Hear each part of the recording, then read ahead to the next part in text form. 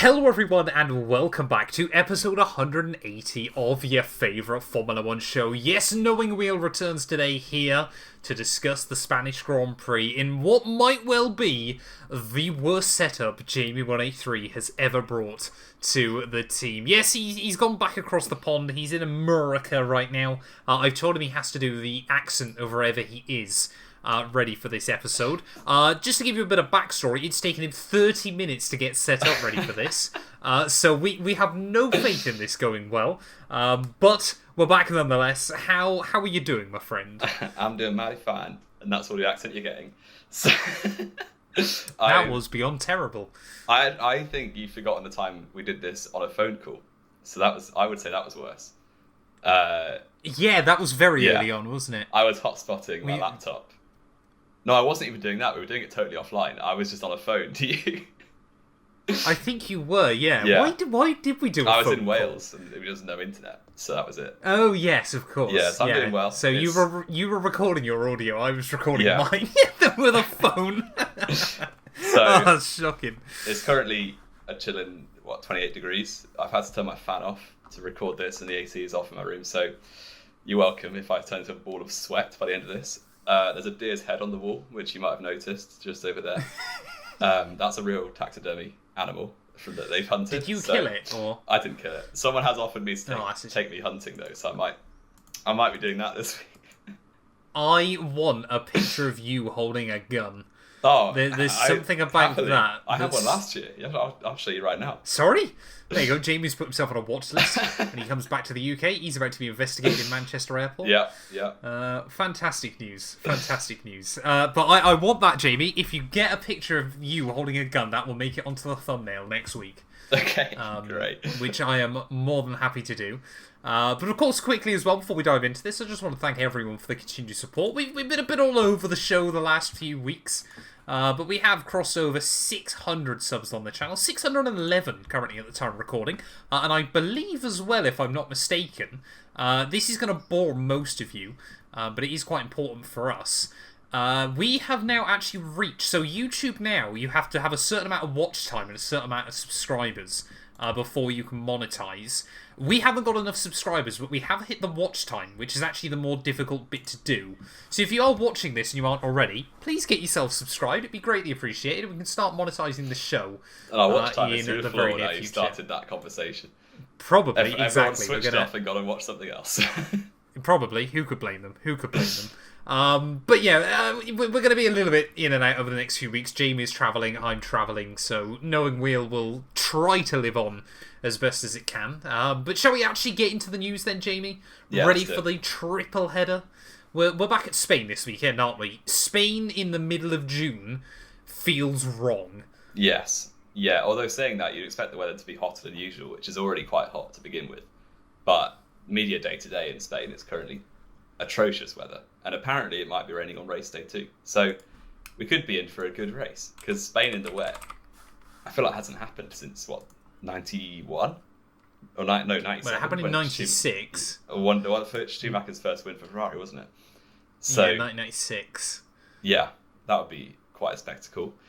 And hopefully, but yeah, I agree. Round 10, Spain it's like canon for Spain to be round 5 or 6, I feel like. I was going to say exactly. I'm so happy you said that. Spain should be round 5 every year. Monaco should be round 6 every year. We refuse to budge on that. If we were in charge of Formula 1, there would absolutely be no kind of question or debate or conversation. That's just what happens. But of course, Barcelona, we've still got the better layout in... I think this is the penultimate Spanish Grand Prix at Barcelona. And I think we're still kind of the idea of good riddance, aren't we, to be completely honest? Yeah, anyway, when Madrid falls through in about 4 years' time, it'll be back at Barcelona, won't it? So, yeah, exactly. Yeah, I mean, it's slightly better than it used to be, for sure, with the last sector and turn 10 being good corners now. But, yeah, it's not a huge loss off the track calendar, I think. To be fair, it is still quite a good testing circuit, I feel. Yeah. Maybe not as good as it was, weirdly, because obviously they made the final sector a lot quicker. Yeah. But I feel like this weekend is kind of quite pivotal in a bit of a weird way. Because obviously, Red Bull have been a bit shaky recently. Mm-hmm. This track should theoretically really fall into McLaren's wheelhouse.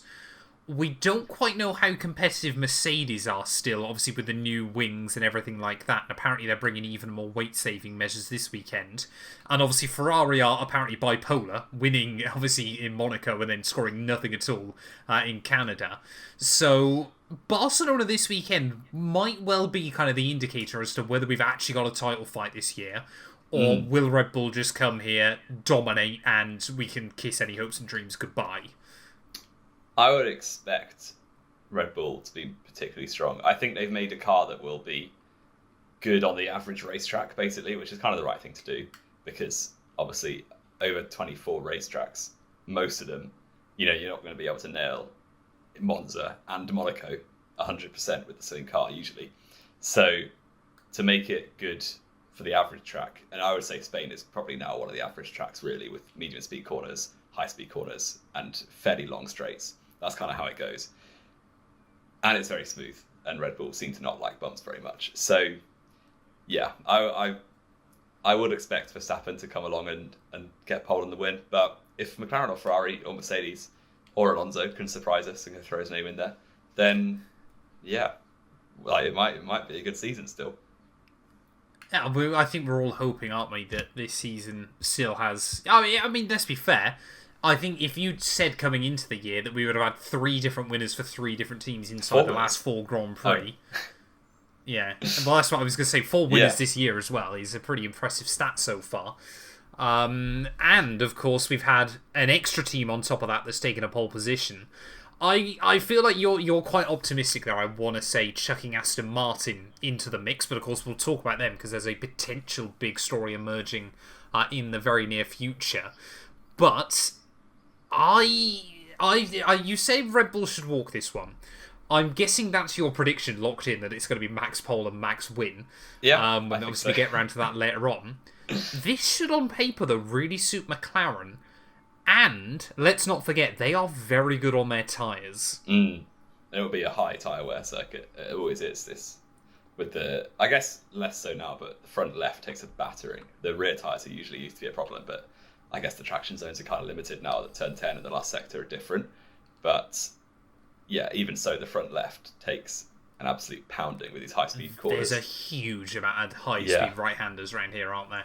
Yeah, it's so really, that not a good track. Should be good for McLaren, especially Norris, who seems to have the measure on Piastri on race pace generally. Max is usually fighting on his own because Perez hasn't got into Q3 since April. So early May, wasn't it?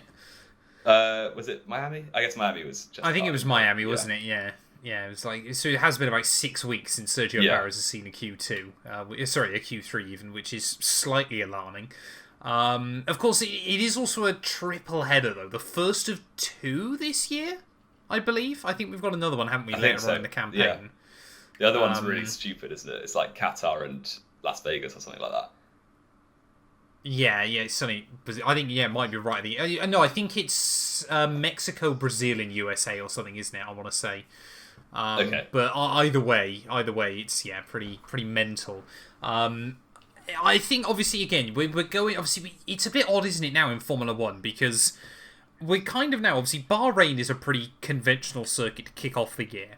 And it generally gives you a good idea of roughly what pace can be. But of course, it's very much, if a team takes the car the wrong direction there, then it's kind of all a bit thrown out. Jeddah obviously is very high speed, street circuit, close wall proximity, so it's a bit more about driver confidence. Albert Park again is very high speed, but quite bumpy. Then obviously you go to Shanghai, which is again a bit more of a conventional circuit, but obviously a total unknown this year. Obviously the resurfacing really messed things around as well. Then obviously Miami, which no one could get any tyre temperature in because it was weirdly cold. Then obviously we've had, what do we have after that? Imola, which is obviously a very high downforce dependent circuit. Then Monaco, which is just Monaco, and then a resurfaced Canada. It really hasn't felt like we've these kind of next 3 races are finally 3 traditional races where we actually get an idea of how things are meant to shape up. Yeah, and to be honest, this, like, if the pecking order is absolutely spread out again in Spain, that would always be like a bad sign for the rest of the season. You really want this qualifying to be as close as Canada was, where like you've got loads of drivers split by a couple of tenths, because if that's the case, then you can get your hopes up that, you know, going to Hungary, Belgium, Monza, maybe not Monza, that's a bit of an anomaly as well, but like all the circuits later in the season, like your Qatars and your Brazils, they're all fairly similar in terms of the corner layout and the nature of the speeds and the surface. So yeah, we'll see. Although if Qatar again does this stupid tyre thing, that'd be totally. I was going to say Qatar, is probably not the one I would have said. It does, feel kind of in an odd way, doesn't it, that this could be quite a defining moment in the year, despite the fact it probably won't be on track, which is quite fun. Then again, obviously it could rain and this could all be thrown completely up in the air. I guess similar to Imola in that way, which is quite a fun sentence to say, that like Imola itself wasn't a particularly good race, but because it's a fairly normal circuit in a way, it's slightly different with the amount of chicanes it's got, but when I was there, we were like, okay, the race is dead, but Norris is catching Verstappen, so that's a really good sign for the season on a normal track. So yeah, if we see something like that again, then we can start getting our hopes up. Yeah, exactly. And obviously Barcelona as well. You wouldn't have said this 3 years ago, but it's certainly now a track where there's more overtaking opportunity than Imola. Admittedly, it's actually quite similar to Imola, isn't it? You basically sit behind someone for a lap and wait for the start-finish straight. Yeah. So it's slightly easier to stay close to the last sector now, though, which Imola is, like, the Rivasas don't do a good job of keeping cars close together. No. So. No. Yes. Yeah, well, I think we'll have to wait and see, won't we? Shall we get into some driver transfer news? Because there's been quite a bit kicking around, hasn't there, recently? Yeah. And I think Kevin Magnussen, literally about an hour before we recorded this, kind of summed it up perfectly. I don't know if you've seen this. I haven't watched it at all, Jamie. Yeah, so basically, obviously, he was asked this morning about, obviously, what's going on with Haas, everything like that. And he basically pointed at Carlos Sainz and went, everyone is simply waiting for him to make his move, and then everything is going to fall into place. Although, weirdly, Sainz potentially has dropped the ball, because he said in a podcast, on a Spanish podcast this week, that obviously there are 18 current drivers on the grid next year, and there's going to be 2 seats available. I think you'd be inclined to say, of course, one of those is Sargent's. Yeah. And the other one's probably Joe. That's the rumours, to be honest. I would say Joe or Magnussen. Yeah. Are kind of the other 2, isn't it?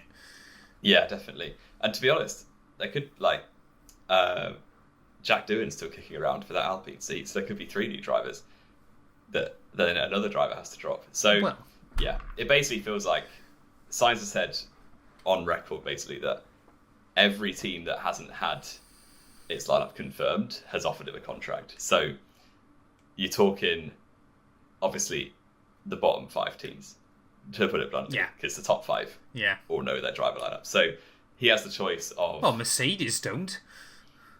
I guess, but everyone thinks Antonelli's going there now, which I kind of think... Do you think Antonelli's going there? Yes, finally. I'm not... I got a stiff neck too much to change my mind and say hands up, I was wrong. He's actually quite good. So Sainz will...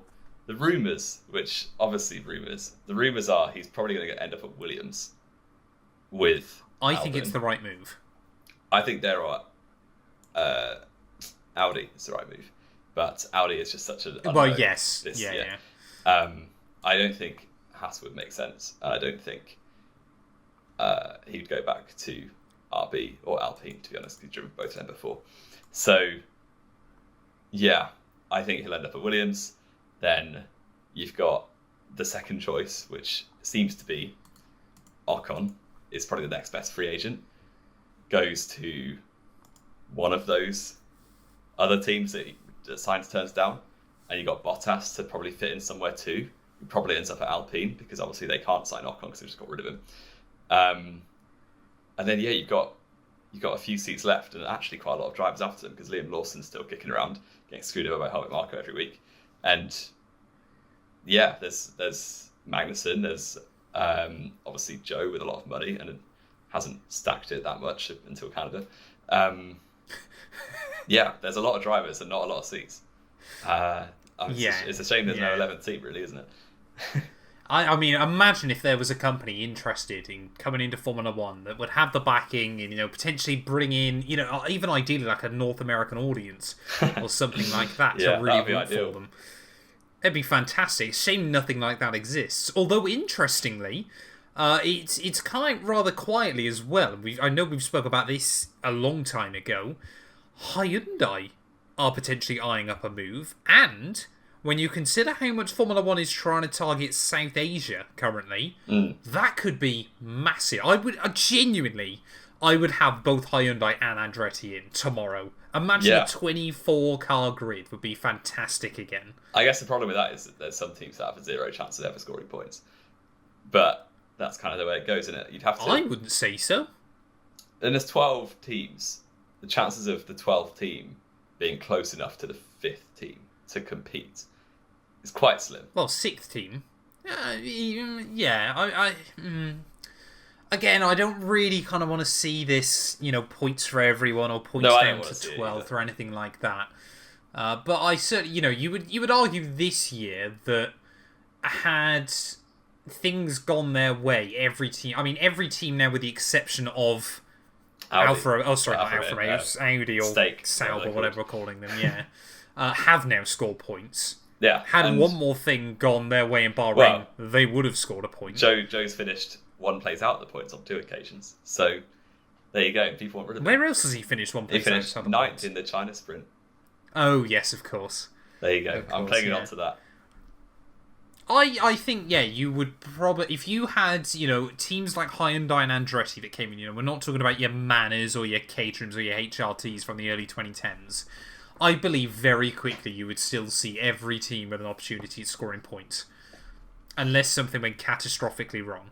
I would hope so. It might well be that you have years where no team scores points, but I also think if you had prize money down to 12th as well, which I really do think they would have to turn around, then I really don't see the problem in that. Because let's be fair, once you've reached that point, Hyundai would be obviously manufacturer backed anyway.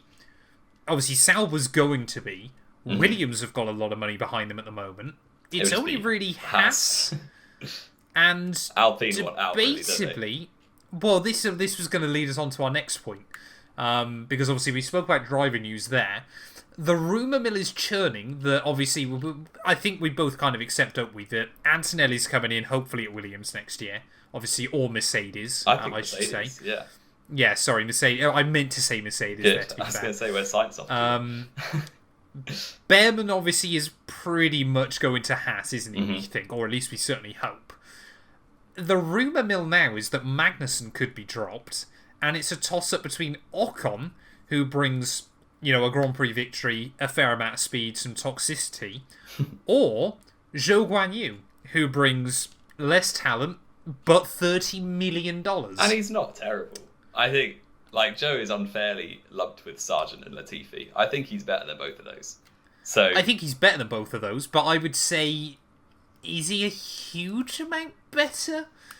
Well, he absolutely has a higher skill ceiling. But Yeah. I wouldn't say he's much better than Nick de Vries, and he was dropped pretty quick. Yeah. No, I agree. But he's got a lot of money, so that helps. And a massive audience in China. But does he?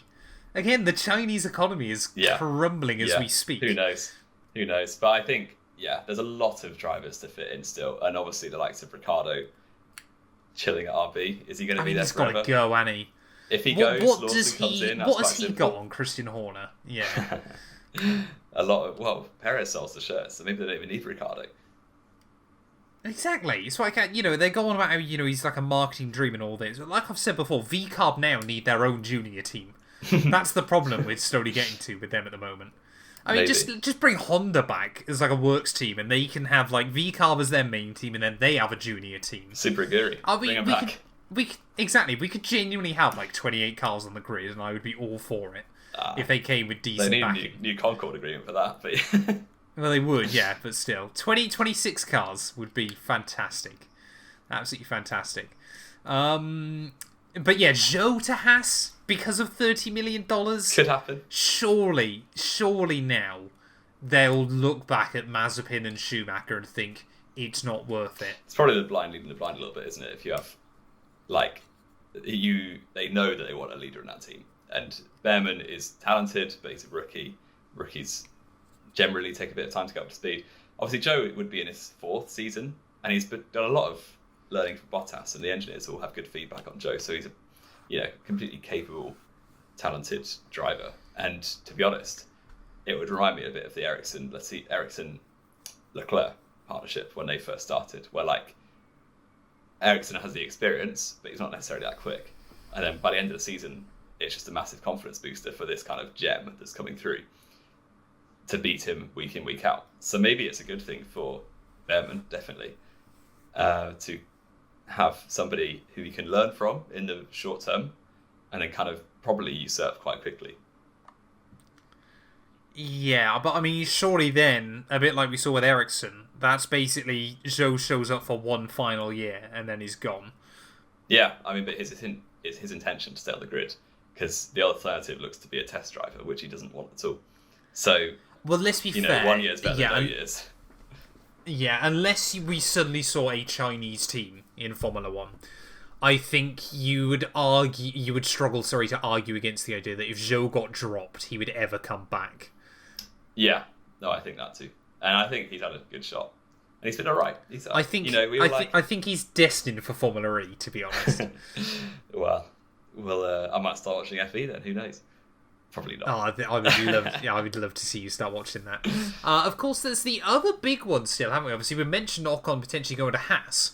Let's not forget, in a bizarre twist of events, which I don't think we've really ever seen, at least in my memory in Formula One, we're going to potentially also end up in a situation where a works team, basically no one wants to drive for them, because Alpine, once again, it's come out this week, Renault are potentially looking at them becoming a customer team to someone else for 2026. Yeah. Which sounds insanely stupid. Yeah. And it would be almost like when we had Lotus Mercedes for a year back in 2015. So that made more sense, though. It did, because Lotus they weren't like a major manufacturer. They were obviously backed by Renault. But yeah, not really. No, they weren't. Renault just took them over the year after, didn't they? But it would. Yeah, there was a brilliant video from the race that I watched on this, where like even Gasly isn't technically signed yet. No, I was thinking of the same video. So he's got an extension, but they haven't agreed on it yet. So, they could end up with Jack Doohan. They could end up with somebody desperate for a seat, like Zhou, for instance. Yeah, it's almost like nobody wants to go there, and they might end up with the Red Bull Ford. They might end up with the Honda. They might end up with like the Cosworth out of nowhere. Who knows? It's a bit of a massive unknown. And the amount of drivers. Well, Red Bull have already said they're not doing it, haven't they? Well, okay, that's one gone. Yep. Yeah, you wouldn't see Alpine Ferrari, I don't think. Well, this is what I was thinking about. Because let's not forget, come the end of next year, Ferrari, as of right now, are only powering Haas and themselves. Yeah. Yeah, I suppose, because Audi... I guess there's an engine there up for grabs. That would be quite good, actually. I mean, a Renault Ferrari sounds like the most cursed thing in the world, doesn't it? Yeah. But then again, you think back, we had a Red Bull Ferrari back in day as well. A long time ago. We had a Toro Rosso Ferrari for a few years, which didn't really make much sense either. We did. Yeah. Engine parts. Mercedes powered 4 teams very briefly. Well, they still do now. Oh, 4 customers, sorry, yeah.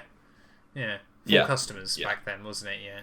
It was half the grid, wasn't it, at one point? Maybe not half. It was 2016 when they did Manor, not McLaren. Yeah, sorry, it was 11 teams, wasn't it? Yeah, so we'll see. But Alpine, the amount of drivers and engineers that they've lost recently, they might as well lose an engine just to carry on with the trend. I mean, it does. It's quite an interesting thing now. We kind of brought that up, haven't we? Because obviously Ferrari are going to be powering them and Haas. Audi are going to be powering themselves. Red Bull obviously are going to be doing Red Bull and Ford. V-Carb, or whatever we're going to be calling Well- them then. Red Bull, Ford, yeah. Mercedes are going to obviously be doing themselves, probably Williams. Aston Martin and McLaren. No, they won't be though, will they? Oh, no, Because Aston Martin Honda, taking yeah. on Honda. So Exactly. it'll It'll be just be McLaren and Williams. Obviously, then you got Aston Martin, Honda.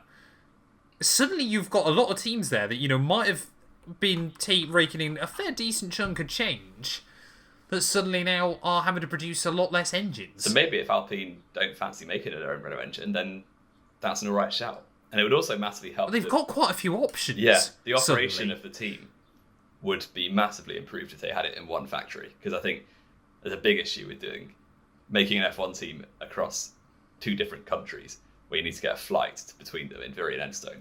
So, but Or a boat, yeah. the very factory just does the engine. So if you suddenly don't make the engine anymore, ship that off to go and do supercars or something, and then everything's back in Enstone, and they might actually be capable.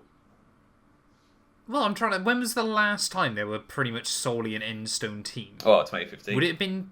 Was it 2015? I think so, yeah. Yeah. Yeah.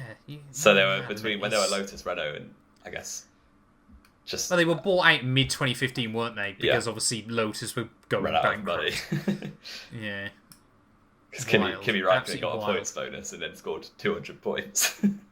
To be fair, he never claimed most of the money, though. No. To be fair to him, because he did say that the team needed the money more than he did, and when you're owed like a 13 was it? No, it was like how much money? It was like $19.5 million or something ridiculous. Wasn't it was like as a a few hundred, contract no, it's bonus, like 50 or 100k per point.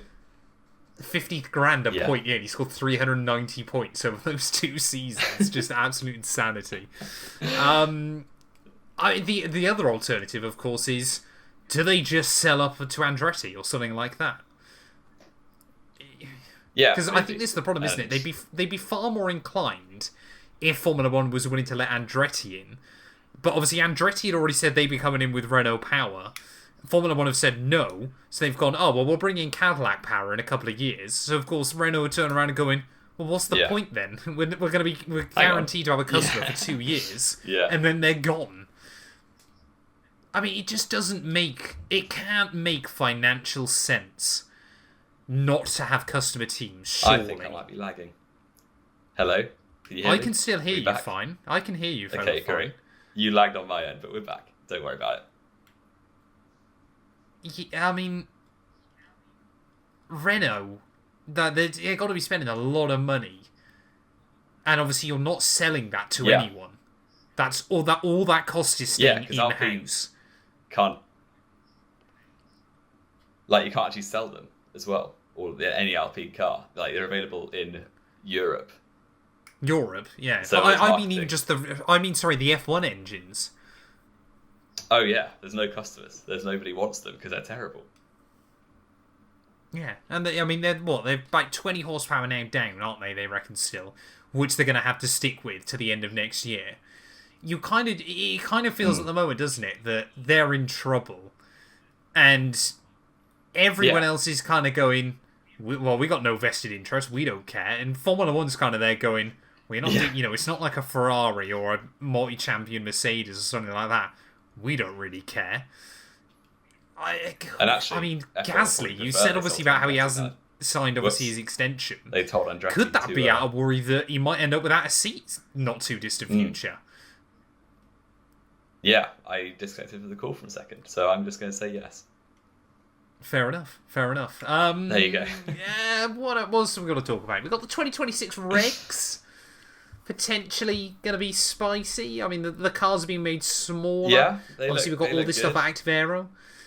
Well, it's a bit difficult to always tell, isn't it? Because obviously we said we were going to talk about this last week, but then we kind of dived into the data and you can't really tell a huge amount yet. No, it seems like we a are step in the right slowly direction, losing Jamie. Small. Can you? I think I'm just running about 5 seconds behind. Can you hear me now? I can hear you. Yeah, you're really thinking about every response before you say it.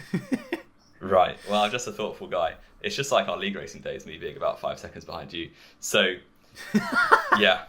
As if you were within 5 seconds most of the time.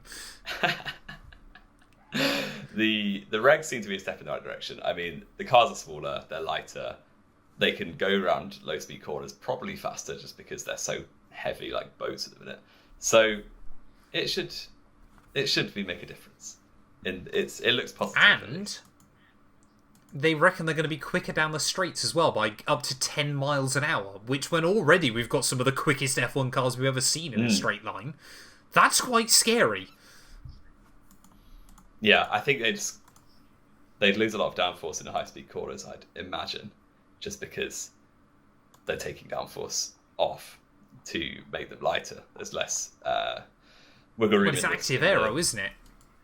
Yeah, and there's less wiggle room in the, what's it called, the underfloor, the side pod area. So they should lose speed in the high-speed corners, but gain it probably back and more in the low speed and the straights. I think they're going to taper off how quick the cars are anyway. I don't think they're quite going to be as quick. Because, obviously these regulations were meant to be originally it was meant to be 5-6 seconds a lap slower than the 2021 cars, wasn't it? And it's ended up really only being 2 or 3. So we always kind of take what they say with a pinch of salt. Yeah. But of course, whenever you're looking at new regs, we think of one man that's going to nail it, don't we, Jamie? That, of course, man being Adrian Newey.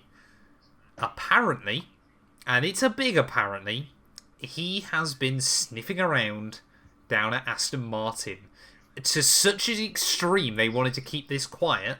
They were sending people home on the day to try and stop it from leaking to the press. I hate to imagine a world where we see Lance Stroll with a dominant Formula 1 car. And they would have to sign someone pretty useless to go next to him. So is he going to be Zhou Guanyu and Lance Stroll fighting for a Formula 1 World Championship?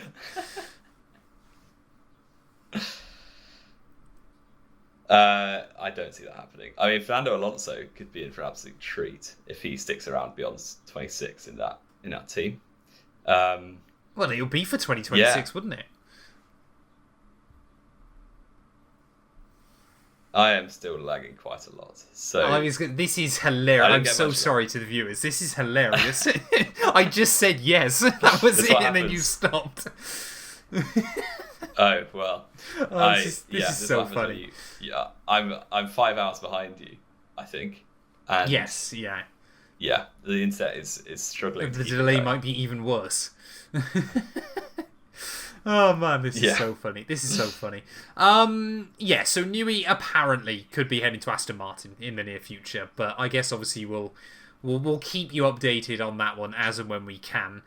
Jamie's internet is definitely struggling, so I think we'll go into the quiz, Jamie. We'll do our predictions, and we've been able to rattle through everything we wanted to pretty well. So I think obviously we'll finish it off after those. I believe you're on quiz this week. I am, and it's going to be interesting Wonderful. that I can't actually hear your answers very much. I'm also using my phone to record, so I'm going to have to find a different way to measure the time. Right, I'm going to take a minute. You're going to have to just say your answer to the camera, and then at the end, I'll go over the answer list, and the viewers will be able to tell how many you got, because I really won't hear all of them. This is so funny. Yes, your quiz regards the Spanish Grand Prix, as we know, this weekend. Oh, no. So, I was going to do the classic, name every Spanish winner, but there's 2 of them. So, that would have been quite easy. Instead, we're going to go for name every winner whose native tongue is Spanish. Oh, dearie me. And your time starts Fernando Alonso. Oh, okay. Fernando Alonso, Carlos Sainz, Sergio Perez, Hector Raback. I don't know whether you ever won a race. Jose Carlos Carlos Pache or Hermanos Rodriguez. Sorry. Trying to think of other Spanish-speaking countries in Formula 1. How many answers are there? I don't know. JB JB can't hear me. More. I didn't hear a lot of them. Spanish-speaking winners. I hope you're not counting Brazil in this, because obviously they speak Portuguese, No, not Spanish. you just said Carlos Pache, and he's Brazilian.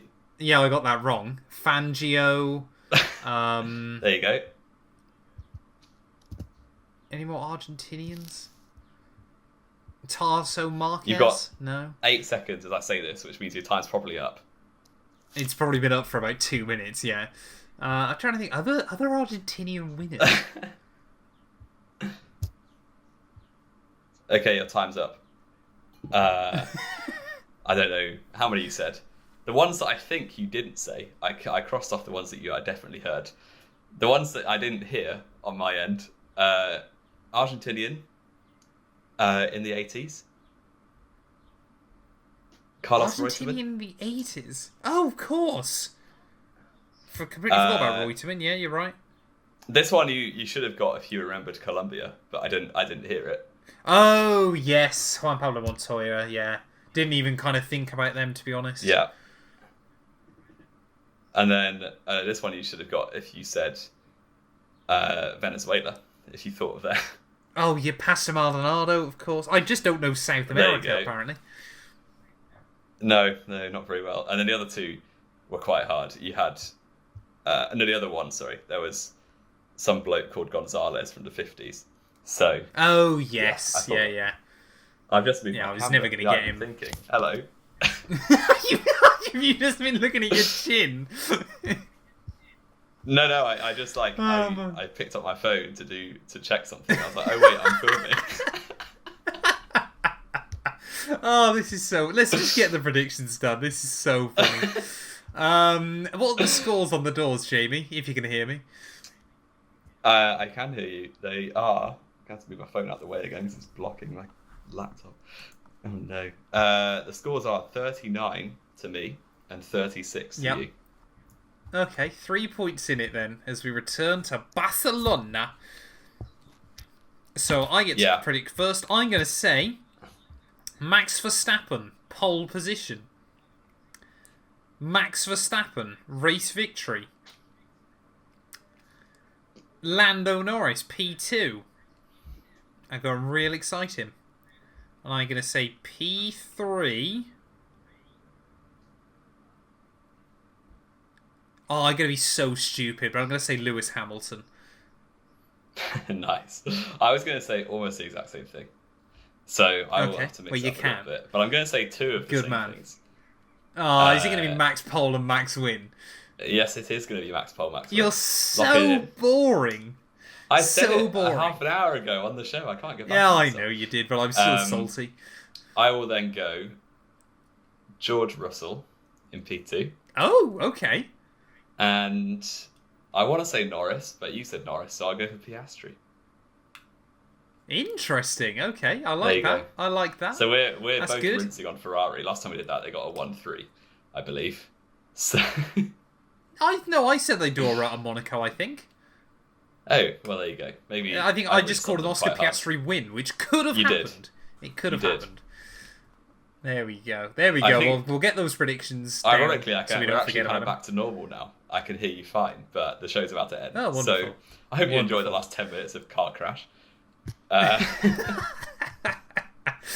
would have been an annoying wheel episode without some awful internet. Like we mentioned though at the start, of course, if you aren't already, please do make sure you drop a sub, drop a follow, all that good stuff. Like we said, we're going to be a little bit all over the show the next few weeks, but we really cannot thank you guys enough for the support so far, obviously, in 2024. I was actually comparing the numbers between us uploading this here and uploading on my main YouTube channel. The numbers basically haven't changed. It's incredible. So thank you to everyone for the... Exactly, and our fans, I hope, love us as well, even though we are terrible podcasters. But yeah, we'll be back at some point, hopefully next week, if Jamie either hasn't been shot or his internet is working again. Killed by a deer. Yeah, that deer's family that looks down on you. I bet they'll come back for you. But yeah, we'll be back very soon, hopefully with more knowing wheel. I hope that's the... I haven't even finished! It's well on. Oh, man. Enjoy.